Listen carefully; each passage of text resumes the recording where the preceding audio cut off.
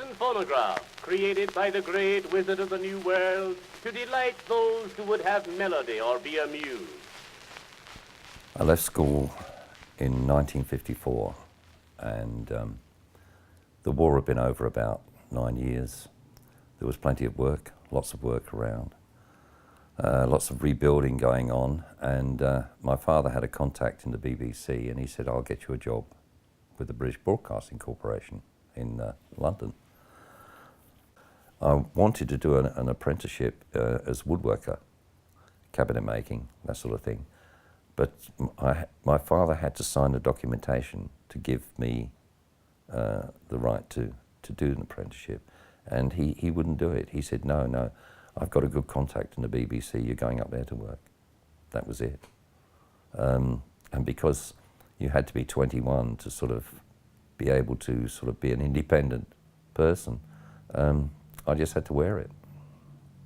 And initially, for the first few months, I started off in the post room, delivering mail internally. And when a vacancy come up in another department, you could apply for it. I wasn't getting much money. I remember my first wage, £2.15 and sixpence was my wage. But when I got the job in the Recorded Programs Library in the main building on the 5th floor, my wage went up. I think I was earning just over £3 a week then. And it was a very interesting job. The Recorded Programs Library and sound effects were all on vinyl records. TV was just coming in those days, just beginning, and there was still an awful lot of radio work going on. And people would be in a studio, 4 or 5 people talking into a microphone, and they might be doing an adventure series, and they'd need sound effects. They'd need cars screeching along, tyres screeching, doors slamming, people running, all these sort of effects.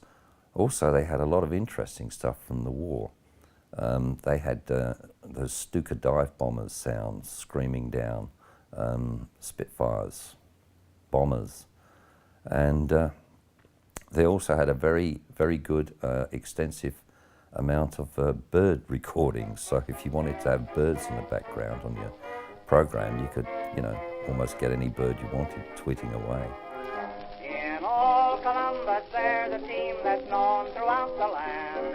11 warriors, brave and bold, whose fame will ever stand. And when the ball goes over, our cheers. There were thousands and thousands and thousands of records.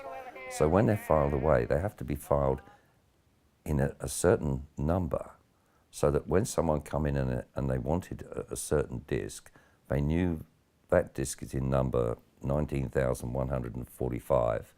So they go along to that pigeonhole and pull out the disc. And if I filed them wrong, they got sort of lost and mislaid, so I had to be careful. I had to make sure each numbered disc went in the right numbered hole so that they could use them. Because, sometimes the guys that come in and they want about 12 sound effects discs, And what they did was when they put them on the turntable, to get the actual spot they needed, they used to get a yellow crayon and just run it when the disc was spinning. So they knew exactly that was the spot the needle had to go to get that right sound. So when they came back, I had to wash all these yellow crayon marks off. Yeah. That part was quite boring, but at the same time, I had quite a lot of spare time, so I could listen to a lot of the records, and I found them very interesting.